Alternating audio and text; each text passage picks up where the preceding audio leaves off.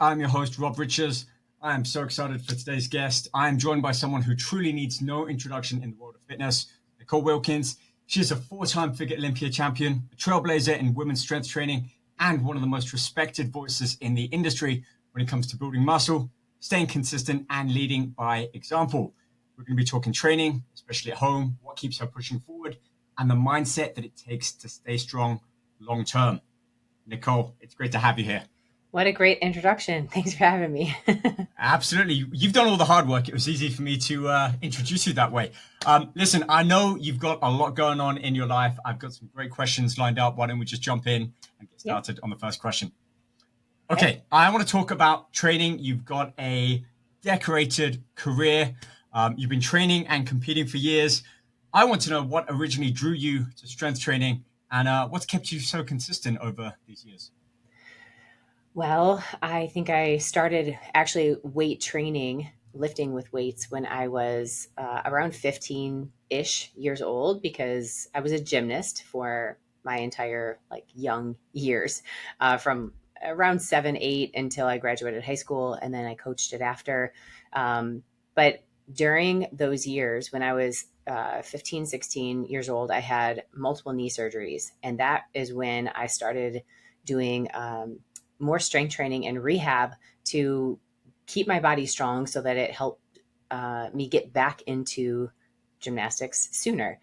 Taking all that time off and not doing any conditioning at all would have been much harder for me to get back into the sport and jump right back in.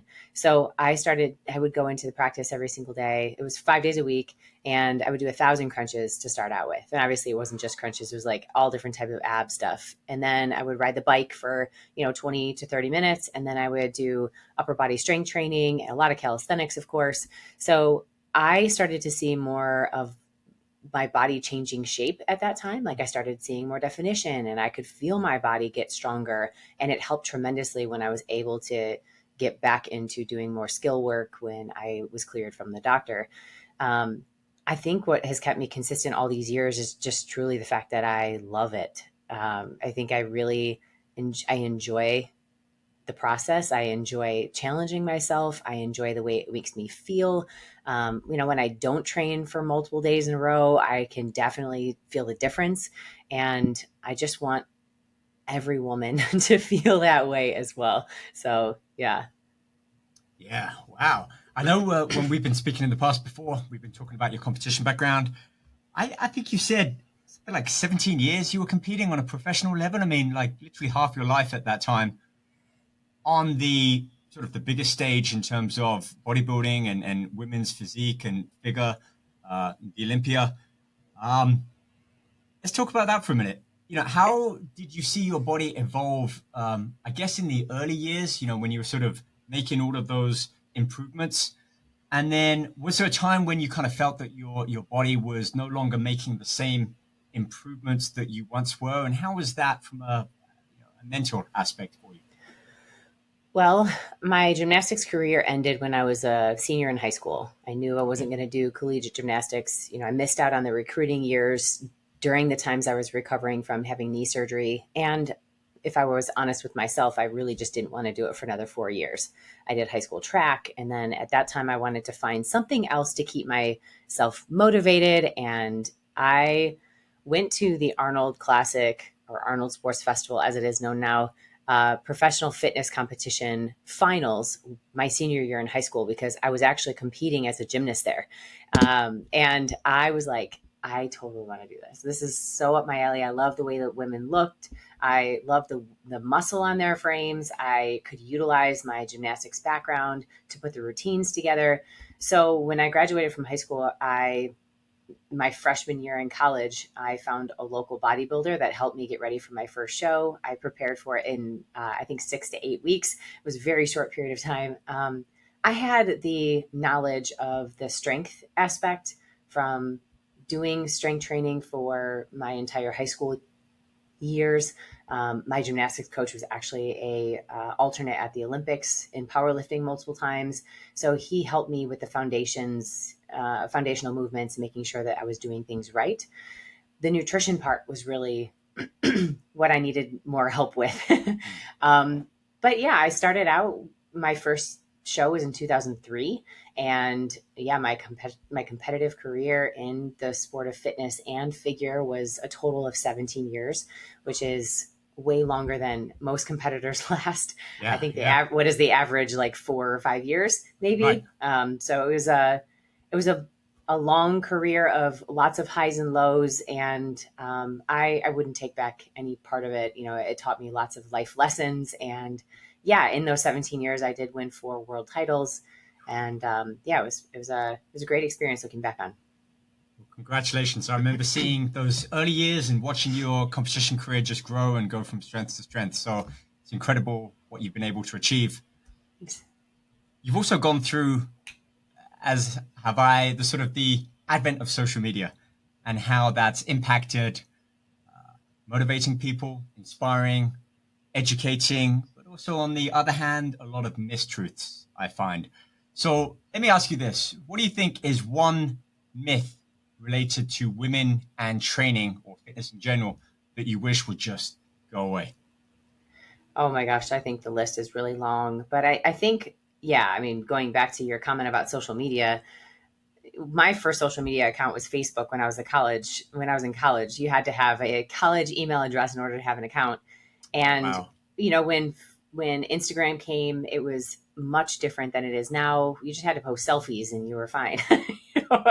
And now everyone is an expert, and you know the sheer quality is improved drastically. And with that comes a lot of I think smoke and mirrors, and I think that's where a lot of people get tripped up. It's like, oh, if I'm not doing things perfectly, if I'm not showing up and killing it every single workout, I'm failing. If I have a day where my nutrition is off, then all the work I've put in just went to waste. I think that mindset is where a lot of people get tripped up.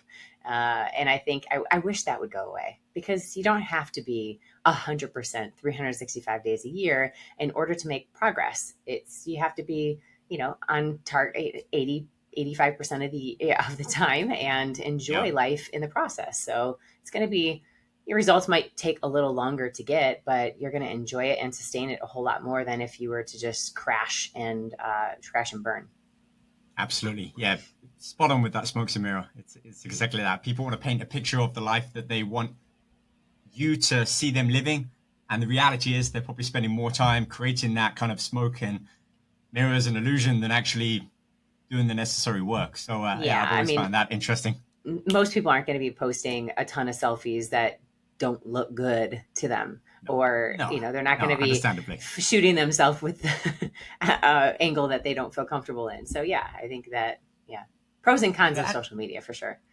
Absolutely. It's also the boring work that seems to be the one that yields the biggest results, in terms of the nutrition, the training, the cardio, the weights routine. I mean, you can only kind of share that so many times before you're just replicating the same thing over and over again. So I've always felt that the boring workouts are often the ones that give the best results.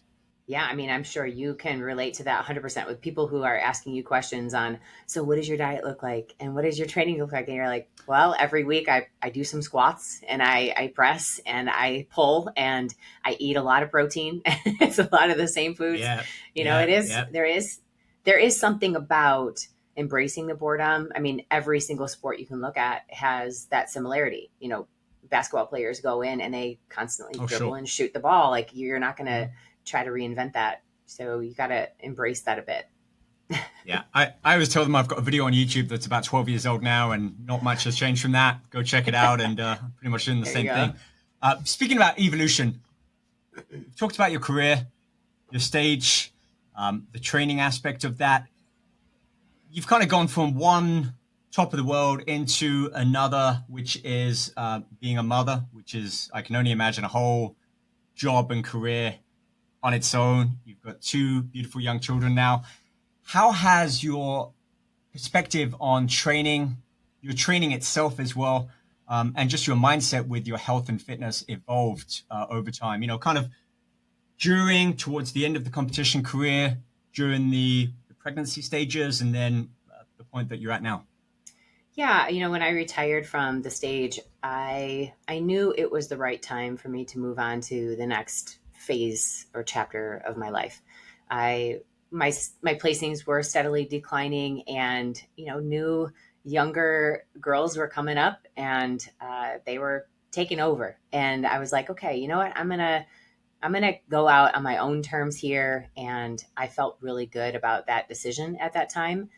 I also knew that I needed something to keep myself focused and challenged and motivated. So I, dove into experimenting with other modalities like kettlebells and triathlons and things that I would never have done before.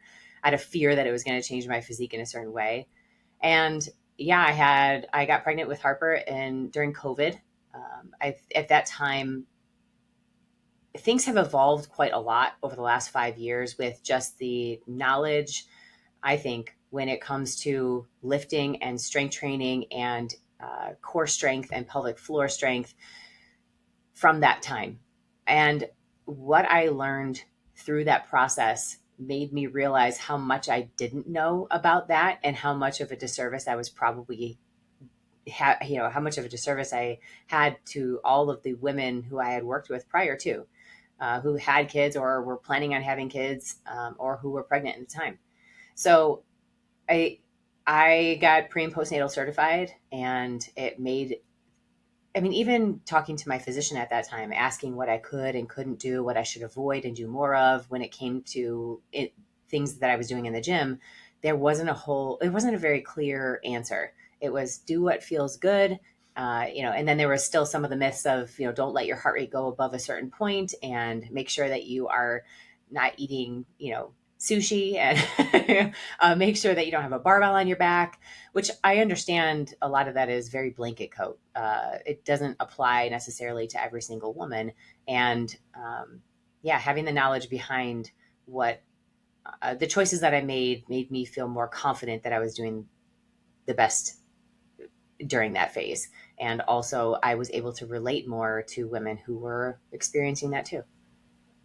Yeah, well, that leads nicely onto my next topic, which is about what you feel women especially relate to you now. One thing on the stage, and probably you had a different demographic with wanting to follow in your footsteps and understanding how they can get in their best shape to perhaps get up on stage. Since becoming a mother twice, have you found that your audience has shifted, or rather has your approach in terms of the information that you feel best to put out there has shifted? And if so, how do you feel that this new audience can relate to you? I think that is one of the pros, or one of the cons and pros, I suppose, of social media. If you've been on it for a very long time, your audience grows with you, or they grow apart from you. Right. And I do think there is a handful of people who have been with me through every single journey that I've had. And then there are people who have come on over the last, 3, 4, or 5 years. And yes, my whole person is different. I was a very heavily involved competitor who was training 2-3 hours, multiple days, almost every single day of the week. My number one priority was the way that I looked and how I trained and what I ate. And, yes, I worked, but I had all the time in the world to devote to that kind of stuff. And that's what was important to me at that time.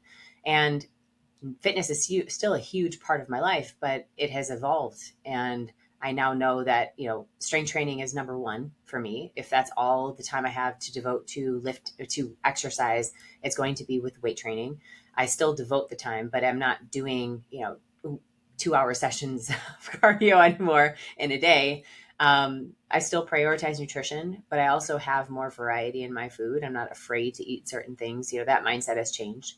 But I think women can also relate because I've been through the extreme dieting mentality. I've been through the motherhood and the pregnancy mentality. I'm also 41 now, and the hormone shifting and all of the stuff that goes along with the second half of your life. So there's more on my plate. There's more things that I'm balancing and juggling and trying to figure out and be present with and also enjoy. So all of those things together made it more challenging for me to evolve my content in that direction, because you don't want to alienate the people who have been with you from the beginning, but also I want to put out things that are true to me now and not just true to me at that point. So yeah, it's kind of multifaceted. Yeah. There's so much that goes into that.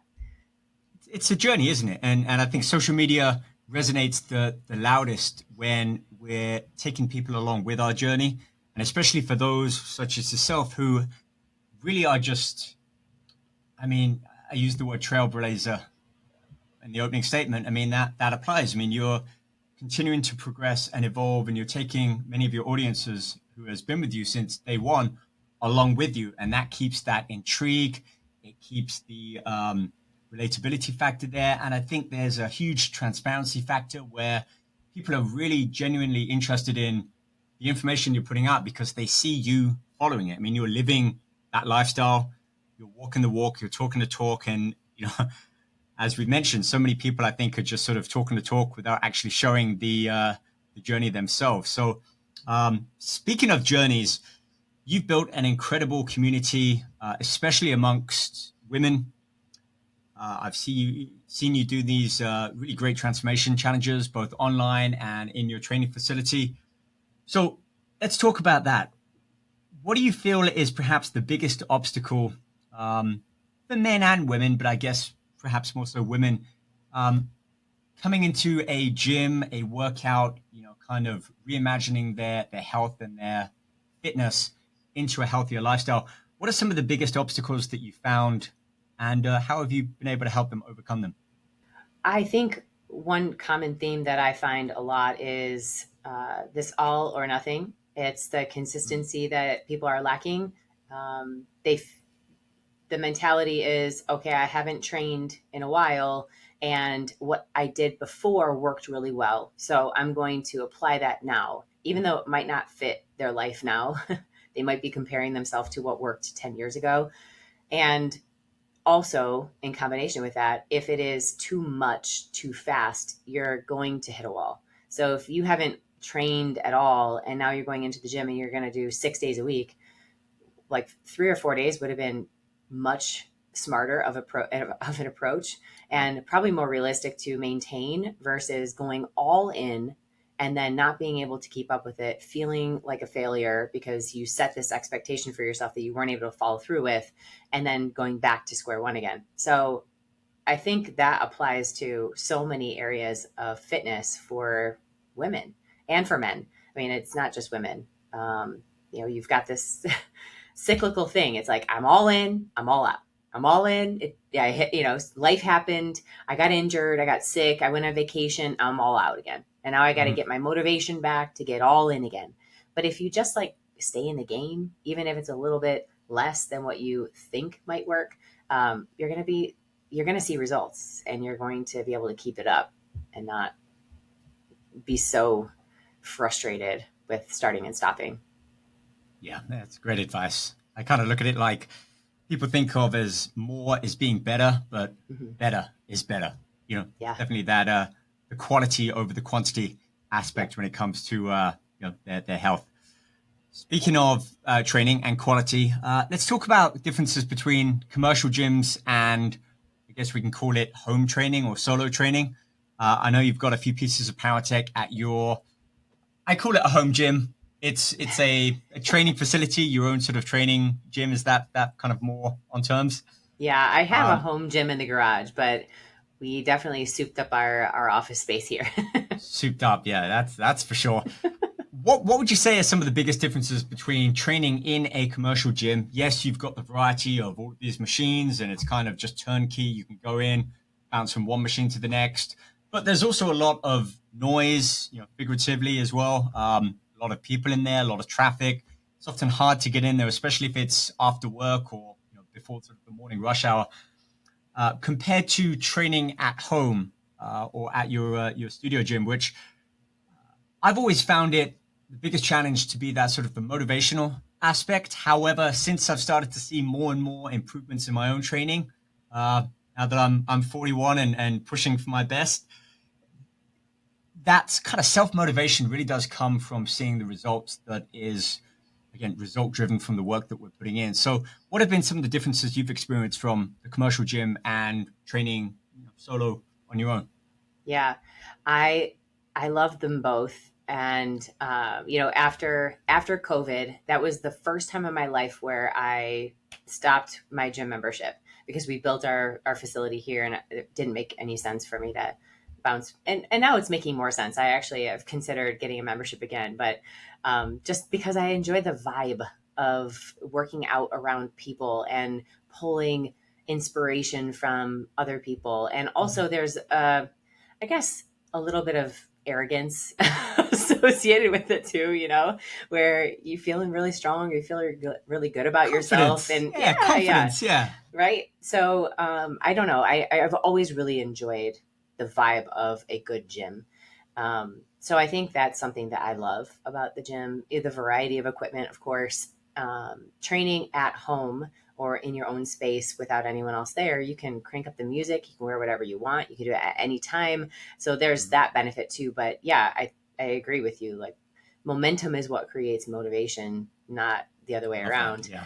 And I think if you are working out at your home, you've got to find other ways to get yourself going rather than relying on that. So it either has to be like at a specific time where you set an appointment for yourself.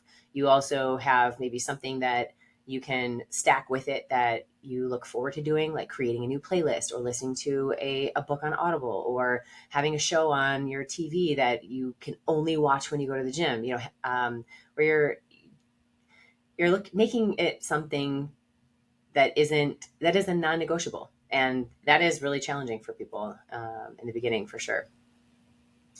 It's interesting you use that word, because that's part of my next question, non-negotiable. And that is, you mentioned about these 2 to 3 hour kind of workouts when you're in the midst of the competition, which, even though I've done the competitions, it sounds crazy just hearing, 2 to 3 hours, but it's the time during the weights routine. You've got the cardio often separated as well. There's maybe time put aside for posing.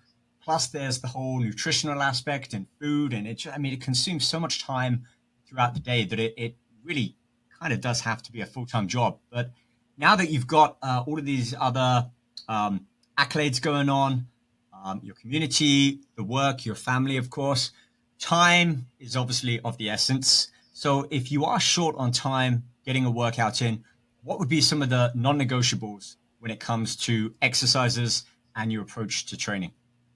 Well, I'll tell you, my non-negotiable is making sure that I hit every muscle group every week.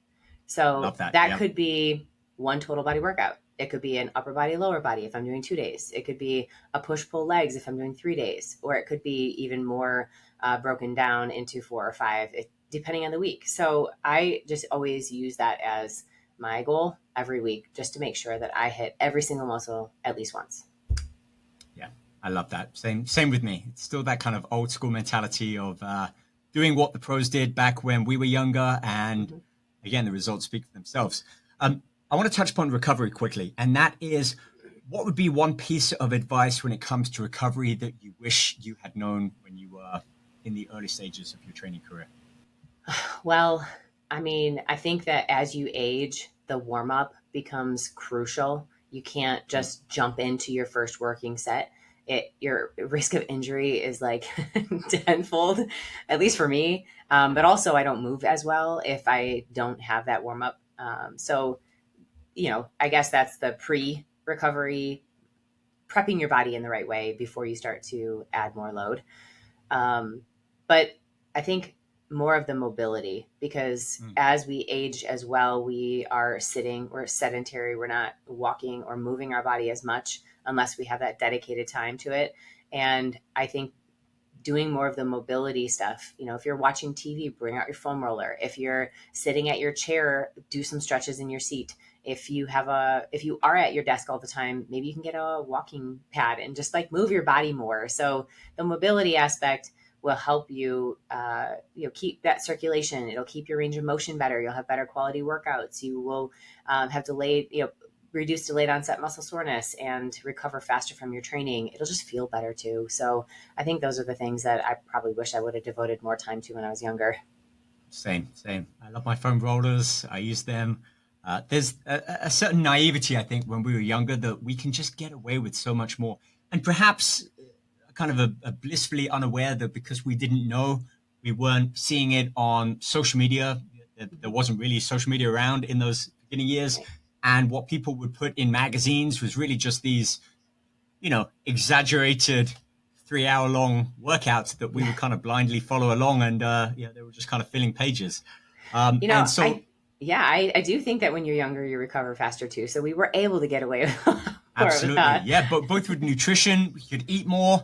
We could go out. Those who would party come back, and I remember going to the gym the next day and just talk about recovery and the importance of really focusing on that as almost equal balance to the training. I mean, you've got the training, the nutritional aspect, and the recovery, both from a sleep but also time away from the gym, so that your body can repair, recover, and we're not mentally fatigued, so that, again, motivated to go back in and push ourselves hard in the time that we've got in those workouts. Right. Yep, exactly. So that leads me on. Finally, final piece of question. What is your go-to piece of advice for somebody who may be training alone, or they're thinking about building a home gym? They want to work out in the garage, at home. They want to stay motivated and make real progress and see results. What would your advice be to them? Well, number one, I think that your space should be inviting. Like, you should want to go into your gym. If it's cluttered and you have, clothes hanging on your bike and you've got, stuff everywhere, it's not picked up, you're not going to feel inspired to go in it. So I think that's like the first thing, at least for me anyway. Yeah. I prefer things to be where they're supposed to be and in a good, like, it should be a good space. Secondly, I think it really helps to have a plan. You can't just go in blindly. Like, you should know exactly what you're going to be doing before you do it, because otherwise you're going to be spinning your wheels in the middle of your workout and waste a ton of time figuring out what to do next. And it's not going to be productive. So have a plan. And, third, I would say start with basic equipment and then evolve over time. Like, when you're consistent with it, then start adding more equipment, get more, because that's really exciting when you get a new toy in the gym. When you've got a new piece of equipment, you've got a new machine, you've got a new whatever.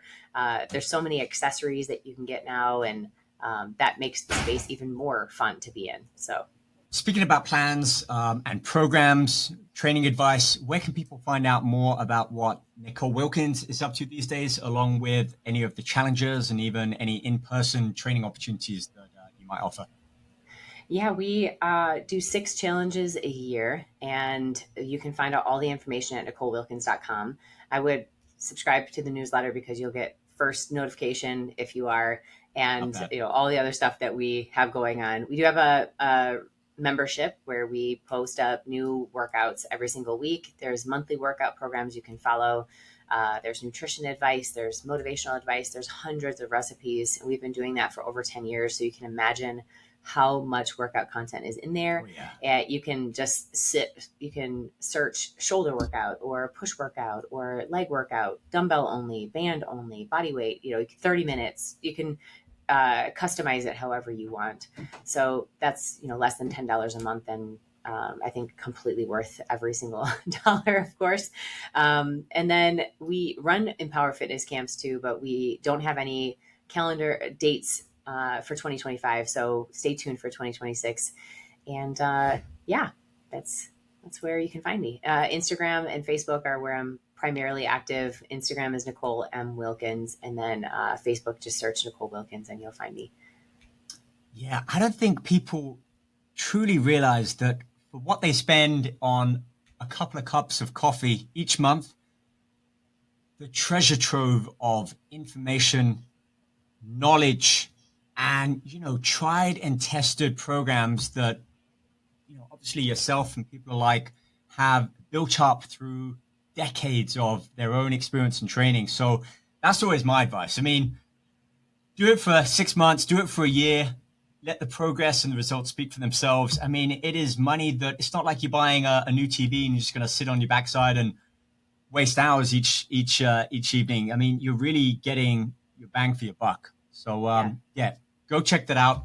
Nicole, it's been an absolute pleasure. Thank you for joining me on the Powertec Podcast. I can't wait until we get together and shoot some more great information, some more great training advice for Powertec, and hopefully we'll get to do that in the following weeks. So thank you again.